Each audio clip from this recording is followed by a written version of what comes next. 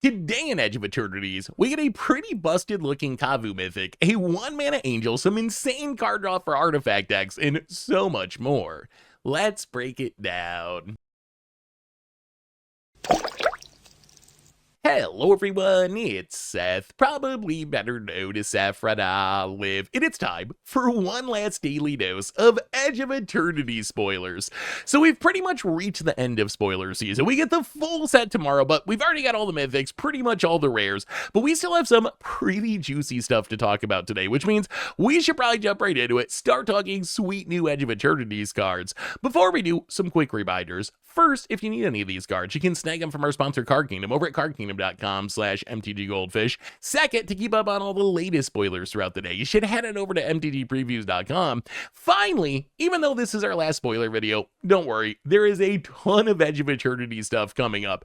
We're going to have podcasts going over the best cards in the set. Next Wednesday should be early access, so if you go over to twitch.tv/MTGGoldfish, we'll be checking out all the cards early on stream. Plus, of course, tons of gameplay once we finally get to start playing with the cards. But anyway, let's talk one last time about some Edge of Eternity spoilers. First up today, we get the final mythic from the set, and it is a super sweet one in Tannuk Steadfast second. So a 4-mana 3/5 legendary Kavu pilot says other creatures you control have haste. So already a pretty powerful ability, but then it gets even better.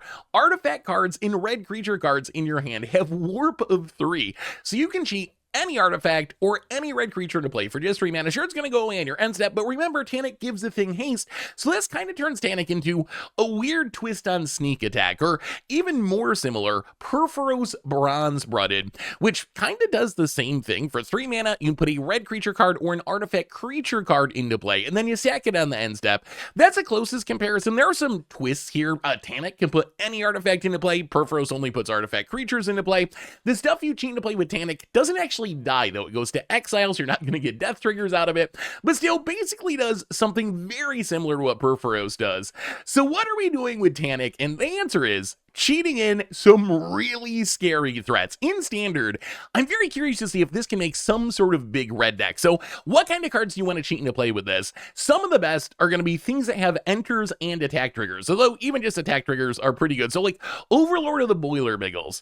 You play Tannuk, the next turn for 3 mana, you put Overlord into play, you get its enters trigger for 4 damage, then it attacks with haste, you get 4 more damage when it attacks, plus you have a 5/5 attacking, or like 3-fold Thunderhulk. So good here. It enters with your counters on it, you make 3 gnomes based on its power, and then when it attacks, it does the same thing, so you're going to end up with 6 gnomes on the battlefield and this big Thunderhulk, or like Dragonhawk, gonna exile a bunch of cards, deal a bunch of damage. Even like Dracuseth, cheat it into play for 3 mana, when it attacks, you deal 4 damage to any target, and 3 damage to 2 more targets. Itali, old school Itali for some triggers to play things for free. So anything like this is going to be really, really good with Tannuk, and I also really like that it's got a reasonable body. Like a 3/5 actually has a pretty big butt, dodges like some red removal spells, so I'm going to be curious to see if we can actually make this work in Standard. Could also show up in like a more artifact focused deck. We've had some success with Nexus of Becoming, which Nexus of Becoming, another way you can kind of cheat artifacts into play. Yeah, there are 3/3 golems, but still works really well with like 3-fold Thunderhulk, and Tannuk would be a nice backup there. You can cheat 3-fold into play, you can steal Hellkite into play, maybe Pyre with your Hulk into play, depending on your colors. So maybe we have some like artifact sneak attack style deck we can play in Standard. It also just seems good in a big red deck like we were talking about. Use stuff like Charming Scoundrel to ramp, get down Tannuk, and then just have this big turn for like 6 mana. You can cheat an Overlord and a Dracuseth into play, and you probably just win the game on the spot. The other thing that's interesting about this card, once you get back to older formats, is in a format like Pioneer, let's say, there is one huge upside compared to Purphoros. So Purphoros, the biggest drawback here is Purphoros is 5 mana. It has the upside that it's not going to be a creature a lot of the time, so it's better at dodging removal than Tannuk, but Tannuk's only 4 mana. So why does this 1 mana matter so much? And the answer is it lets Tannuk work with Iron Crag Feet as a combo piece. So Iron Crag Feet for 4 mana makes 7 mana, but you can only cast 1 more spell during the turn. So the idea is you Iron Crag Feet for 7 mana, use 4 of that on Tannuk, you have exactly enough mana left over that you can activate its ability, warp, I don't know, Darksteel Colossus, Dracuseth, Progenitus, Gishath, something massive into play. The only problem I see with this is in Pioneer, I couldn't find like a great finisher. There's not a red creature or an artifact that just wins you the game with one single attack. So it's gonna take multiple activations to literally win the game, but still, this should put you pretty far ahead. So that 1 mana discount compared to Perfrobes is actually kind of a huge deal in some situations. It also seems kind of ridiculous in Red Devotion. Imagine like getting down a Tannuk, which has 2 red pips. You already got Nykthos to make absurd amounts of mana. So you make a ton of Nykthos mana. Maybe you warp Clive into play to draw a ton of cards, and then you can just warp in whatever you draw, have this huge combo turn to win the game. So I definitely want to try Tannuk in Red Devotion in a format like Modern, maybe in Pioneer. So it seems like it could be really, really powerful there. As far as Commander is concerned, the easy comparison, Purphoros Bronze-Blooded.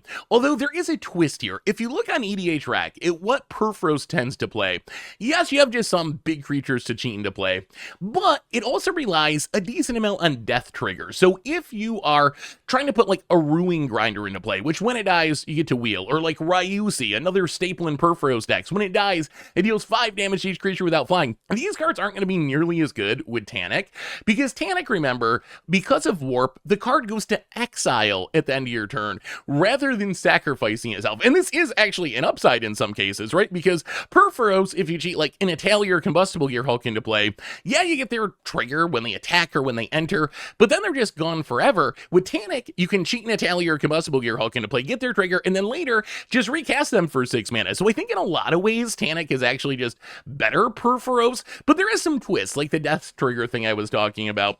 The other twist with Tannuk is warping actually lets you cast the thing. You're not just putting it into play from your hand, which isn't relevant with a ton of cards, but there is a few artifact creatures and a few red creatures where this actually matters. Like Meosion of Infinite Rage comes into play with a divinity counter if you cast it from your hand.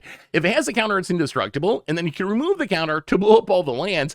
That doesn't work with Purphoros, right? Because you didn't cast it from your hand, but warping is actually casting it, so you get the cast trigger. Same with like Cityscape Leveler, same with Crackling Spellslingers, game with Skitterbeam Battalion. So there are a few cards that get way stronger with Tannuk because you're actually casting them with Warp.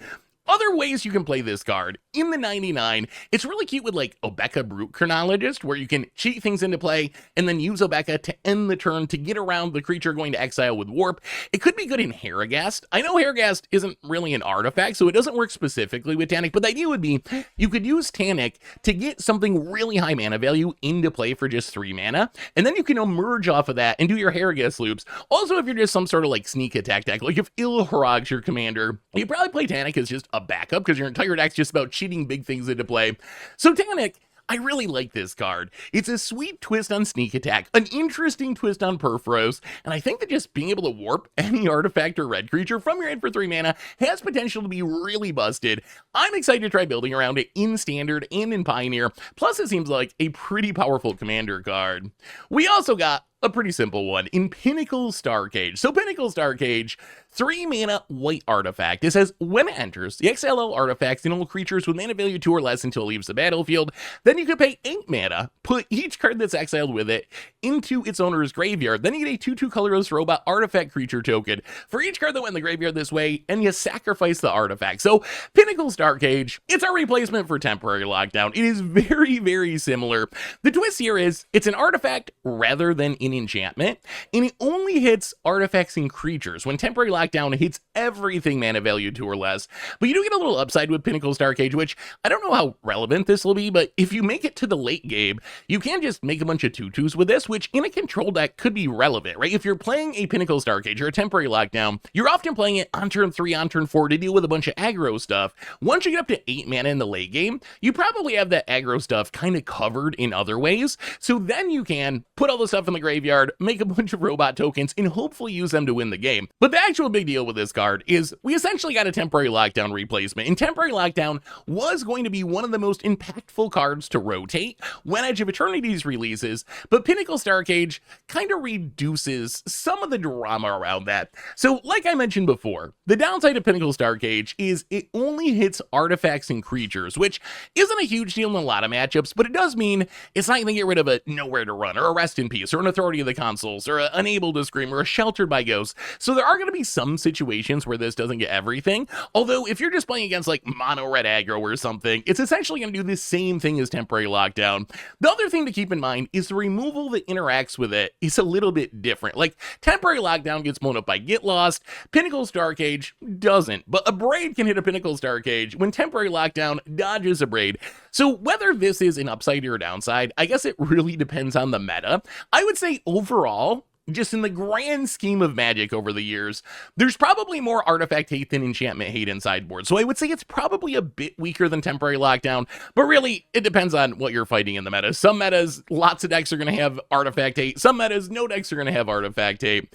As far as where you play this in standard, so I think this is similar to temporary lockdown, a card that you can play in any like control and mid-range deck to slow down aggro decks, but it's kind of interesting with Simulacrum Synthesizer. I don't know if this is worth it or not, actually. So on one hand, it's a 3-mana artifact that triggers Synthesizer. On the other hand, it's going to exile all of your construct tokens when you play it, but it is notable that it's an artifact. You can hit it off United Battlefront, so it could at least be a sideboard card there. Once you get back to older formats, temporary lockdown is actually kind of a staple back in Pioneer, but I think in Pioneer, Pinnacle Starcage is actually just quite a bit worse than temporary lockdown, because if you look at why decks play temporary lockdown, getting rid of enchantments is actually a big part of its purpose. It's a cards that decks like Greasefang and other combo style decks play, and they're playing it to slow down aggro, but they're also playing it because it gets rid of Rest in Peace, it gets rid of Deafening Silence, so it gives you this sideboard card that answers aggro fast decks, but also picks up on the hate pieces that people are playing against you. Pinnacle Starcage missing enchantments actually makes it way worse at this role. Plus, in a format like Pioneer, there's definitely more Abrades and Kolaghan's commands running around than there is enchantment hate. So I think in Pioneer, temporary lockdown probably still the better version, but Pinnacle Starcage, a very important addition to standard. We can quibble over the details, artifact versus enchantment, missing on enchantments when it enters, how valuable is it to be able to get some robot tokens in the late game, but really, when it comes down to it, this is just a very important card for slower decks to be able to answer aggro decks. As we've seen with temporary lockdown, that effect can be incredibly important to keeping the meta healthy. So I'm very excited that we're going to have some sort of replacement for temporary lockdown, even if it might be a wee bit worse overall. We also got a big new blue creature in Starwinder. So it's a 7-mana 7/7 Leviathan. It says whenever a creature you control deals combat damage to a player, you draw that many cards, and then you can warp it for 4 mana. So Starwinder, it kind of compares to Toski or Biden, these cards that draw you cards as you deal combat damage, but there's a massive twist here. A card like Toski draws you a card whenever one of your creatures deal combat damage to someone. Same with Biden. Starwinder draws cards equal to the amount of damage that the creature deals. So if you hit your opponent with a 5/5, Toski draws you 1 card, Biden draws you 1 card. If you have Starwinder, though, you draw 5 cards. So this is like Toski on steroids. The downside is it is 7 mana, right? Also not indestructible, so it's going to be a target for removal, although it is pretty cute that you can warp this into play for 4 mana. And even just 1 turn of this with a relatively big board is going to generate so much card advantage that I think it's probably going to be worth it. So I think this is mostly a commander card. In standard, it's hard for me to imagine this being better than Enduring Curiosity. In standard, you don't really need to draw like 20 cards. I can't believe I'm saying this, but you don't really need to draw 20 cards. You're perfectly fine with drawing, 2-3 cards a turn with your Enduring Curiosity. Plus Enduring Curiosity, it's cheaper, it's more resilient. And if you think about the decks that play Enduring Curiosity, like Dimir or whatever, yeah, it's kind of cute that your Flood Pit Drowner draws 2 instead of 1 if you have a Starwinder, or your Kaido draws 3. But a lot of your creatures are 1/1s anyway, so if you have a Deep Cavern Bat or a Spyglass Siren, they draw exactly the same amount of cards with either one. So it's hard for me to see this beating out Enduring Curiosity. That said, if you want to build around it and go like turn 3 Pugnacious Hammer Skull, turn 4 Warp Starwinder, hit you, draw 6 cards, that's actually kind of absurd. So if you want to just draw a ridiculous amount of cards and you can build a big board of big creatures, this is going to get the job done. As far as Commander is concerned, obvious home for this card, Sea Creature decks. If you actually care about it being a Leviathan like Kiora Sovereign of the Deep or Runo Stromkirk or Kinesios, I think it's going to be one of the best cards in your deck. You already want these massive of sea creatures. Your deck's going to be full of big things, which is really what you want, right? Is a few big creatures rather than a whole bunch of little creatures. That's what's going to be best with Starwinder. So in some sort of sea monster deck, the card seems like an absurd source of card advantage, and it also just seems fine in kind of any deck. Like I said before, it's going to be worse in like Zinnia, which makes a lot of 1/1s, or Locust God. In those decks, you probably stick with Enduring Curiosity or Biden Thassa, but you could still play this as a backup. It's still perfectly fine. Even though all your Locust God tokens are 1/1s, Locust God's still a 4/4, so you're going to draw some cards off that. So you can really play in any deck, but it's going to be at its best in decks that can really take advantage of big creatures. If you're playing like Goro and Satura, which is making all these 5/5 dragons, it's going to draw you a ton of cards, or Felix 5-boot to double up its triggers. So Starwinder, like I said, I think it's more of a commander card than a standard card, but in Commander, this can draw a ton of cards, and don't sleep on that warp ability. I think even at 4 mana, getting 1 turn of huge card advantage is going to make this card pretty powerful in some decks. We also got a new land for artifact decks in Secluded Starforge. So Secluded Starforge comes into play untapped, it makes colorless. You can pay 2 and tap it, and tap X untapped artifacts you control to give target creature plus X plus 0 until undeterred, activate only as a sorcery, and then you can also pay 5 and tap it to make a 2/2 colorless robot artifact creature token. So Secluded Starforge, it's kind of like a cranial plating on a land, almost. Yeah, you gotta activate it at sorcery speed, and you gotta tap your artifacts, which does make it worse than cranial plating, but still, in an artifact deck that's just all about flooding the board with artifacts, this is a really scary land. I've seen some people complaining about it being activate only as a sorcery for the pump mode, but I think that's fine. I think this card would actually be like kind of busted if you could instant speed activate it, wait to see how your opponent blocked, and just put it on the unblocked creature. So you get a cranial plating on a land, which is kind of, I guess, Basilic Gates, but for artifacts instead of gates. And then you also get like a cheaper Urza's Factory, or like a more expensive Fountain Port that makes bigger creatures. I think pay 5 to make a 2/2 artifact is actually not that bad. Like, it sounds like a lot, but I have activated so many Fountain Ports for 4 mana to make a treasure over the course of its time in Standard.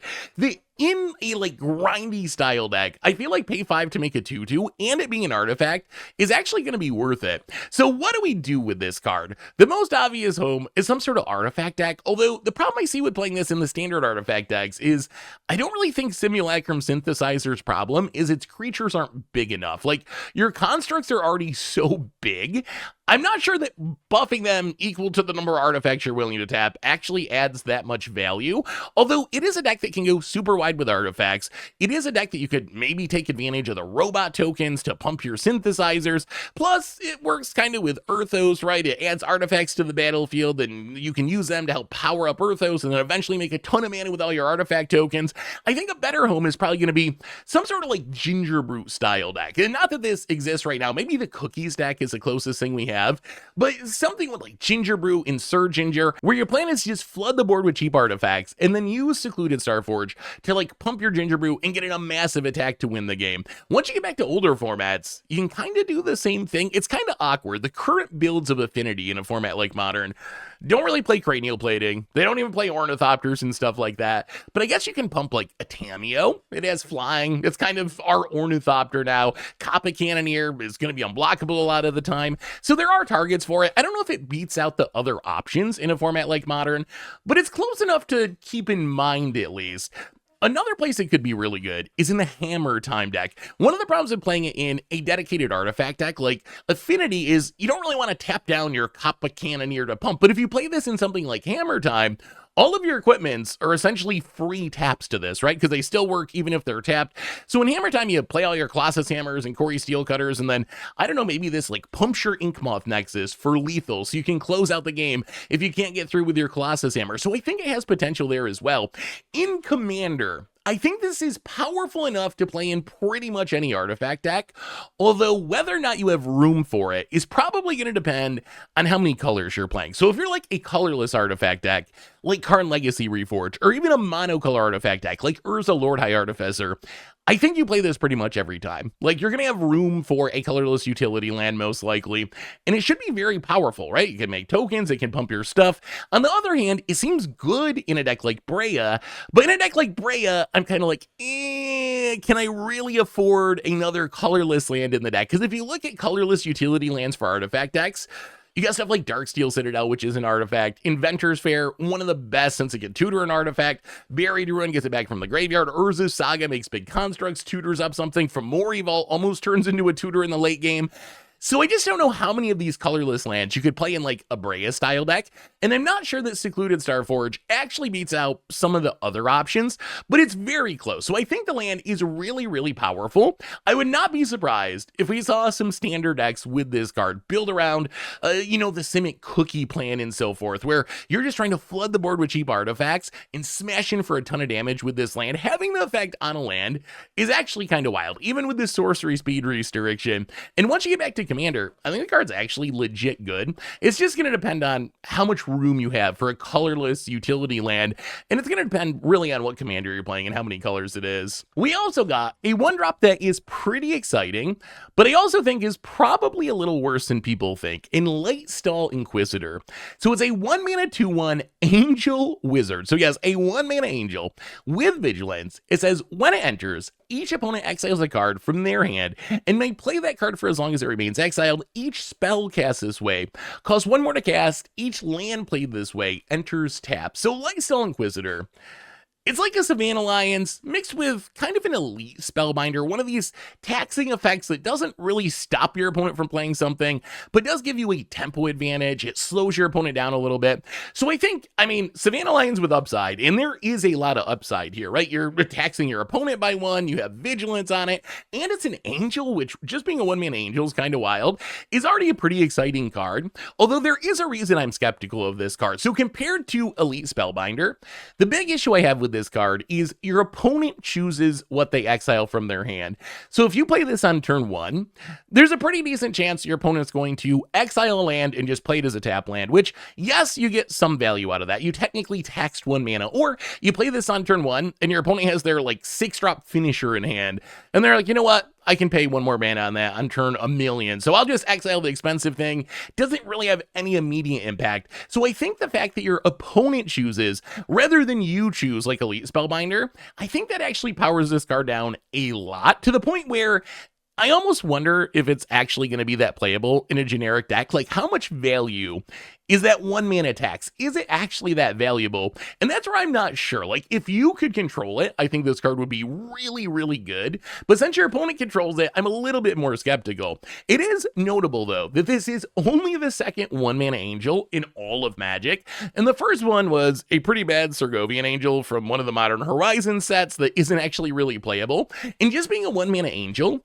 is actually relevant for Angel decks. We've seen some decks in Pioneer, and actually we have a lot of these pieces in Standard right now, to play like mono white Angels or Collected Company, use Selesnya Angels, Giada, Youthful Valkyrie, just care about you casting cheap Angels, right? So even though this doesn't have fly, I think that this is probably good enough for some of the Angel decks, just because it's a 1 mana way to trigger all of your stuff. As far as Standard is concerned, it seems like this could be a solid white aggro card. If you're just playing like Lightning and Voice of Victor, you need a 1-drop to curve out. I mean, it's a Savannah Lion with Vigilance, so even if its ability ends up being kind of medium instead of busted, it's still got really good stats and a surprising amount of text for a 1-drop. We could also see Angels be a thing in Standard. We're talking about Pioneer, but like, we have Giada, we got Youthful Valkyrie, we got Lyra. There's a lot of these Angels in the format because of Foundations, so this could be the 1-drop that the deck was missing to get started a little bit faster. So maybe this will bring Angels back in Standard.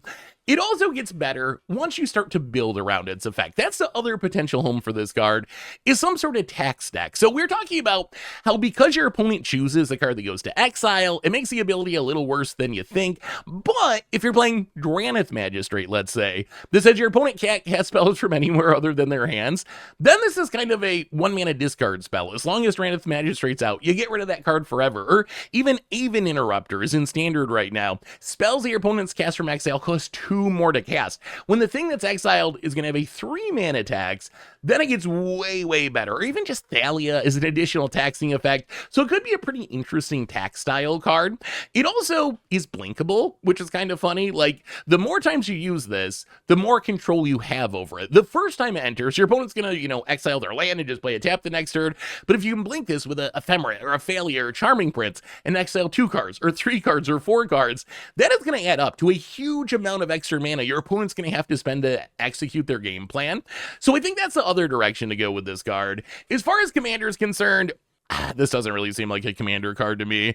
The best uses for it, I guess, are in Angels. It is a cheap Angel. It does work with taxing and blinking effects, although it's hard for me to imagine. It is nice that it hits each opponent, so that is something, but it's still hard for me to imagine that this is the best thing to blink in some sort of blink style deck. The other sneaky place to play it is in like Rocco Street Chef, which just actively wants your opponents to be playing things from exile. So the fact that it just puts something in exile for each opponent, yeah, sure, it's only a 1 mana tax, they're still going to play that thing, but it is going to trigger your Rocco. But really, I don't know, it's a Savannah Lions. I don't usually play Savannah Lion style creatures in Commander, but it does have a bunch of synergy. So Lightstall Inquisitor, let me know what you think. Let me know what you think.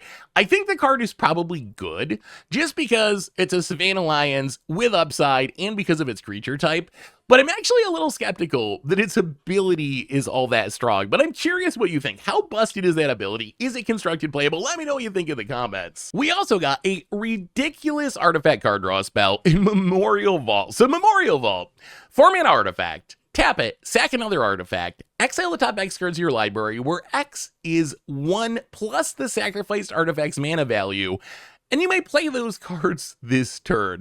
So Memorial Vault, it's kind of formatted like Birthing Pod. I guess this is our red Birthing Pod, but instead of tutoring a creature to the battlefield, you sack an artifact, and you essentially impulse draw 1 with the machine style. You draw equal to the artifact mana value, plus you get an extra 1 out of it. So this card, I think, can be an absurd source of card advantage. Not only can it draw a ton of cards, but we're going into a standard that has this weird artifact sack sub-theme with lander tokens, stuff like biotech specialists, stuff like weapons manufacturing. Sure, sacrificing a munitions token is only going to impulse draw you 1 card, but still it's another way you can sack it, get 2 damage, get a shock out of it, trigger your biotech specialist. So it might be good enough there is a synergy piece. The other thing you can do with this card is use it to sack artifacts that want to go to the graveyard anyway. Like, you sack a Solemn Simulacrum, you draw from Solemn's ability, and then you also impulse draw 5, which is just absolutely bonkers. Or Mephitic Draw, Living Foam. These are artifacts that want to die that you kind of don't mind sacrificing anyway. And when you think about the amount of card draw that you can get out of this card, it's actually kind of wild. Remember, we're talking artifacts here. Artifacts are the affinity for artifact theme. You have stuff like Mirror Enforcer, which is a 7-drop that's usually free. You can cast this for free, sack it to Memorial Vault, and just impulse draw 8 cards. Frogmite 5 cards, Thought Monitor 8 cards. If you want to go really deep, Sight of Draco, impulse draw 13 cards. My biggest concern with this card is actually, I'm not sure you can use all the cards that you exile. You're probably going to end up wasting some of them. I guess if like literally everything has affinity for artifacts, you might be able to get around it. But the fact that you have to use the cards in 1 turn and that those cards go away forever might be a little bit of a problem, but still, like, impulse draw 8 just by tapping a 4-mana artifact is such a strong ability that I think we're going to see this in a lot of different artifact decks, at least in Commander, and in 60 card formats. I think it can be a very powerful, almost combo piece, where it's going to give you this huge burst of card draw that you can hopefully use to close out the game. The other weird downside of this card, and this is not a deal breaker by any stretch, but it is worth pointing out that you have to play the cards the turn that you activate it, which means if you just tap out for this on turn 4 and sacrifice your biggest artifact, all those cards probably going to go to waste because you're not actually going to have the mana to cast them. But it's really good the next turn. You play this on 1 turn, the next turn you sack your biggest thing, you're going to have all your mana available, and you're going to have quite the turn. As far as Commander is concerned, this could be our Good and Prosper card from the set. Good with Rocco, good with Pia, any of the cast from exile stuff. It's kind of funny. that all of these commanders that cast stuff from exile also make artifact tokens, which then you can sack to Memorial Vault, which again isn't super exciting because you're only impulse drawing one if you sack something at 0 mana value, but still it's producing things that you can sack to this. And if you have some other artifacts in the deck that you can sack, that's when it can become incredibly strong with any of these commanders. It also just seems good in pretty much any artifact deck, but especially artifact sack decks like Brea sacks artifacts, Mishra Eminent One, Osgir, Iron Man, Duretti. In these decks, you probably already have synergies for getting artifacts in and out of your graveyard, and this just becomes a very, very powerful source of card advantage where every single turn you can be casting something that you want to get back from your graveyard anyway with Osgir or Duretti or whatever. So then you just sacrifice it, draw a huge amount of cards, and it seems like it should be able to pull you ahead super, super quickly. My only other concern with this card in Commander, and I kind of hinted at this before, is the fact that you might not be able to use everything that you exile. In a generic deck, this doesn't matter. If you're just playing good stuff, sure, some of your cards are going to end up in exile forever, but that isn't really a big deal. On the other hand, if you're playing a synergy deck, a combo deck, there might be some risk here where you might exile a key combo piece at a time when you can actually cast it and have it lost in exile forever. So that's something to keep in mind, that this might actually in some ways draw too many cards, which is a good problem to have. I'd rather be drawing too many cards than too few cards, but still something worth keeping in mind. It's also good in just affinity style artifacts. Like Imskir, Bosch Iron Golem also cares about high mana value artifacts, want to sacrifice them. So it seems like an easy inclusion there as well. So Memorial Vault, the card's kind of wild. Like in the right deck, this can just be tap, impulse draw, 7 a turn or whatever once you start doing the affinity shenanigans. So I think that this card should have uses in Standard, definitely in Commander, and I wouldn't be shocked to see it show up in some sort of weird combo deck in a format like Modern or Pioneer even, if someone can find the right build for it. Finally, in terms of lower rarity cards, we got some jank you can check out over at MTGPreviews.com, although I will say out of these cards, Faller's Faithful, kind of interesting to me in a sacrifice deck. It's a 3-mana 3/1 human wizard. When it enters, you destroy up to 1 target creature. If the creature wasn't dealt damage this turn, its controller draws 2 cards. So you can play this to blow up one of your opponent's things, but you don't really want to blow up something and have your opponent draw 2 in most cases. But you can use this to blow up your own stuff and draw 2 cards, which actually seems kind of powerful. It reminds me of Fell Stinger, which had an exploit that you could sack a creature and draw 2 cards, and played it a bit in some zombie decks. So I could see playing this in some sort of like Sephiroth deck, like just play this, sack your nesting bot, draw 2, get a 3/1 body on the battlefield. Seems nice. Plus, in a pinch, if you're going to die to some massive, Atraxa or something, your opponent drawing 2 cards is still better than you, like, literally dying to their biggest threat on the battlefield. So there's still going to be times when you use it on your opponent's stuff. So we don't think a staple level card by any stretch, but I could see decks where I would want it. Anyway, that brings us to the end of our daily Edge of Eternity spoilers. Not just for today, but for spoiler season. So we get the full set tomorrow, but as far as I can tell, we have literally every mythic and pretty much every rare. There might be a couple rares still to sneak out later today, but we have almost all the higher rarity cards from the set. Plus, tomorrow I'm going to be on the road heading to my little brother's wedding, so I'm not going to be around to do a video. So this is going to be our last Edge of Eternity spoiler video. The good news is we're kind of just kicking off Edge of Eternity season. Yes, we're done with spoilers, but we're going to have podcasts going over the best cards in the set. We're going to have streams, I think, hopefully next Wednesday. Should be early access day. I haven't heard anything about it yet, but we'll have streams showing off the new cards, ton of gameplay content, of course, once we get to start recording with it. So even though we're done with spoilers, we are very much not done with Edge of Eternities, because this set looks amazing to me. So kind of to wrap up this set, and I want to know what you all think, since this is our last spoiler video, I gotta say, this set is way cooler than I was expecting. I was worried it was going to be a hats in space set, space Bellerin and loot floating around in a space helmet. And I was very afraid that's the direction it was going to go. But that's not what they did. This feels like a really honest to goodness real Magic set that just happens to be set in space.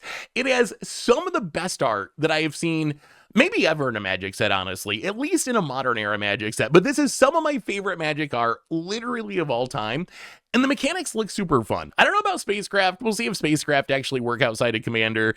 They're interesting. I don't know if they're going to be good, but Warp is a super cool mechanic. Lander tokens are really neat. There's a lot of cool designs and themes in the set, and most importantly, a ton of just really unique builder routes that I cannot wait to start playing with. But now that we've seen most of the set, what do you think? Where are you at? What's your hype level compared to the start of spoiler season? Let me know what you think in the comments. Thanks for watching, everyone. I hope you enjoyed it. And I'll be back, I guess, in a month or so with some Spider-Man spoilers, or for you arena players, arachnid humanoid spoilers. So until then, have an amazing day, and I will talk to you soon. Looking for even more magic? We can find yesterday's spoiler video here, or check out the Against the Odds, where we made infinite copies of Terra with Terra.